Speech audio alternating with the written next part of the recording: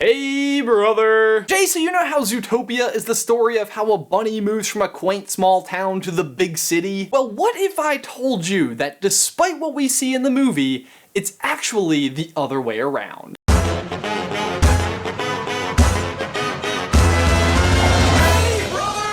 You may walk away from Zootopia thinking that the biggest threat to the city is possibly sheep masterminds, predators going savage, or even out-of-control parking violations. Seriously? 200 tickets before noon? Get with the program, people. But the real threat is not inside its walls, but a short 211 miles outside of its borders in a place that is possibly even more menacing than it sounds: Bunny Burrow. And why is Bunny Burrow a threat? Their population is out of control! Judy's parents reveal early on that they have 276 kids. 276! And while 276 may not seem out of control, let's do some math. If each of Judy's siblings followed their parents' lead and had a family of 276 of their own, that would quickly add up to 76,176 grandchildren for Mr. and Mrs. Hops. Now, you might say 76,176 bunnies, while maybe a nightmare trying to plan a family reunion, is not an out-of-control population.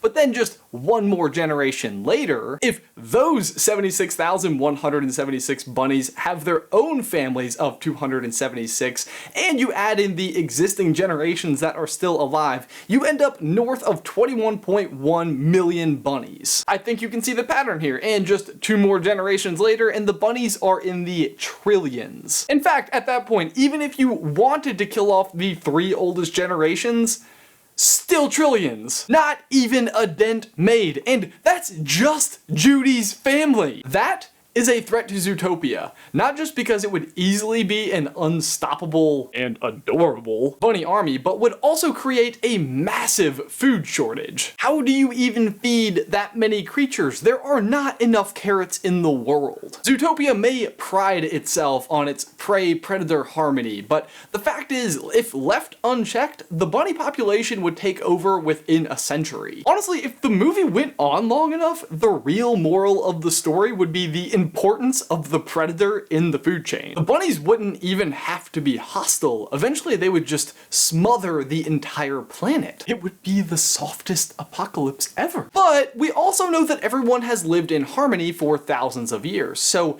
how has this not happened yet? Because bunny overpopulation isn't the actual threat to Zootopia. But when we get a look at the population of the Bunny Burrow, it gives us a hint as to what might actually be. When we first get a look at the population counter of Bunny Burrow and we see 81 million, my reaction is, 81 million?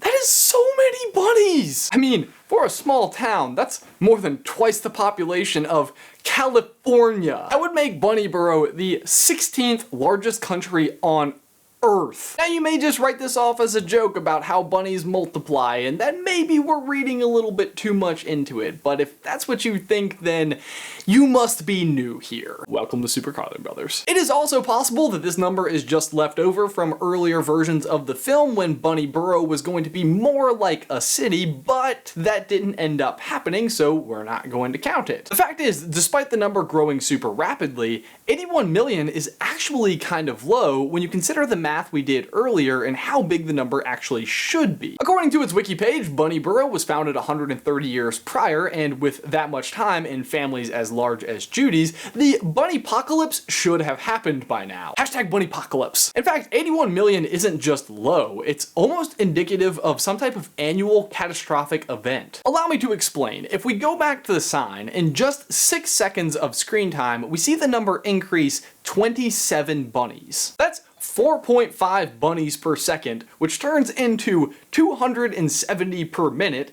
16,200 per hour, and 388,800 per day. At that crazy rate, you would hit the 81 million mark in 209 days, or roughly 7 months, and by the end of the year, you would be in excess of 141 million bunnies. So how on earth is the population some 130 years later a mere 81 million? The answer is simple.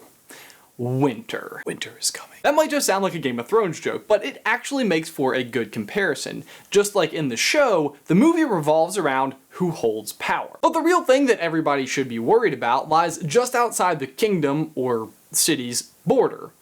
Winter. Think about it, we have a population that should be way higher than it actually is in a world without predators. What else could cause such massive population control without stopping the rapid rate at which they're able to reproduce? The difference between Zootopia and Game of Thrones, well, there are a lot of differences. They're actually not the same at all. But for this situation, is that the easy solution is just to move to Zootopia, where there are food, water, shelter, and supplies to fall back on. But this crazy reproduction rate of rabbits also explains why they have not just moved to the city to avoid the annual fallout. Ever tried raising kids in a city? I mean, I personally have not, but I can imagine that raising 276 is no picnic in a one-bedroom studio apartment. In fact, I dare say it's impossible, which also explains how, despite a 141 million rabbit turnover annually, none of them have ever gone on to be a cop. Because city life is just not for rabbits. Further evidence of the threat of winter to these animals can be seen by how they react to the idea of being iced by Mr. Big. I mean, yeah, cold water is